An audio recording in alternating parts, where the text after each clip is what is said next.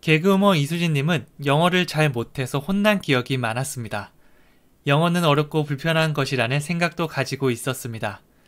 하지만 스스로 단점이라고 생각했던 부분을 장점으로 바꿔주자 놀라운 변화가 시작되었습니다. 영어로 말을 할 수 있게 된 겁니다.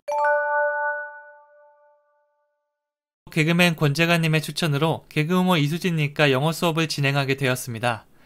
나중에 듣기로는 혼내지 않고 친절하게 알려준다란 말에 혹해서 수업을 받기로 결심했다고 합니다. 본인은 왕초보라고, 영어는 어릴 적부터 손을 놓아서 하나도 모른다고 처음부터 엄청나게 엄살을 부렸습니다. 물론 사실이었습니다. 처음에 영어로 질문했을 때는 간단한 자기소개를 하는 것도 엄청 힘들어했습니다.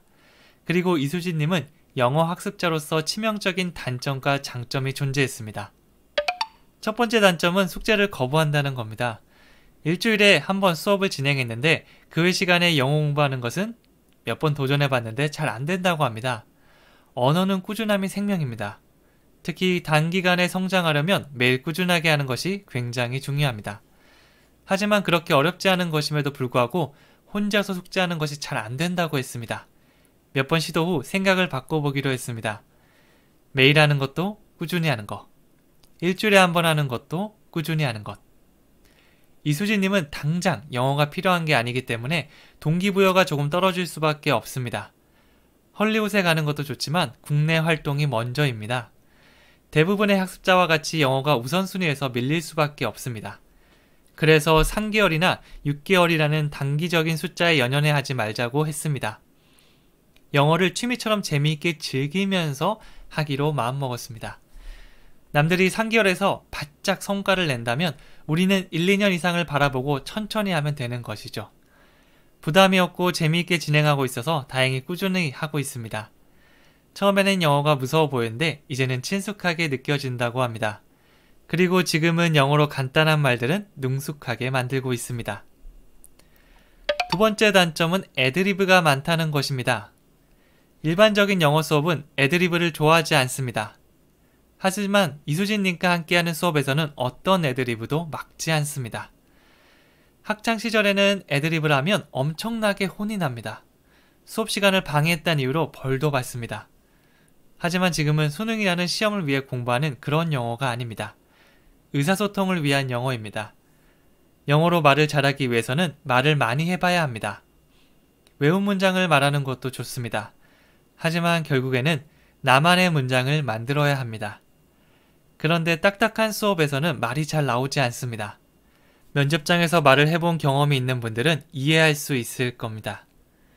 편하고 즐거운 상황에서 말을 많이 해보는 게 좋습니다. 그래서 수업을 하다가 갑자기 저 대박 맛있는 카페를 찾았어요 라는 말이 나와도 상관하지 않습니다.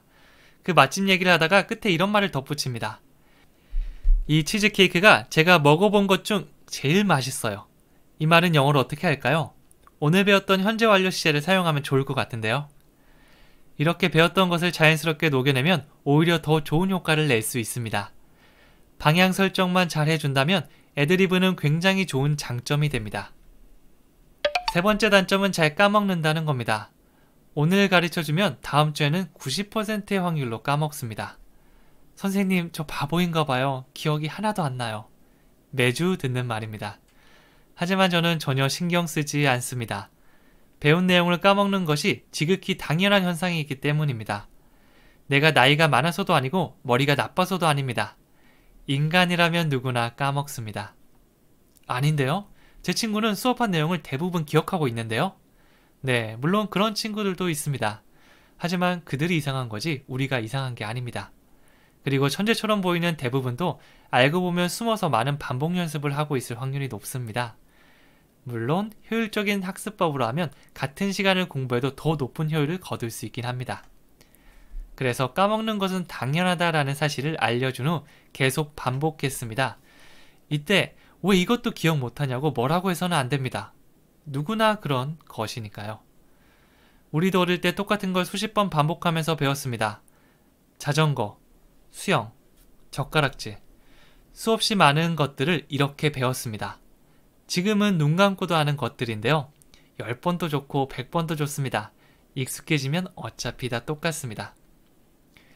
이수진님과 수업하면서 느꼈던 점을 말해보았습니다. 이 이야기는 이수진님만의 이야기가 아닐 겁니다. 하지만 이 부분을 단점이 아닌 장점으로 인식한다면 영어 공부에도 조금 더 발전이 있을 겁니다. 2021년이 시작한 지도 한 달이 다 되어갑니다. 여러분들도 개그우먼 이수진님처럼 영어에 도전해보는 건 어떤가요? 지금은 부족해 보여도 시간이 쌓이면 원하는 프리토킹의 벽을 넘을 수 있을 겁니다. 감사합니다. 영상이 마음에 들었다면 구독 버튼을 눌러주세요. 여러분의 좋아요와 따뜻한 댓글은 저에게 큰 힘이 됩니다.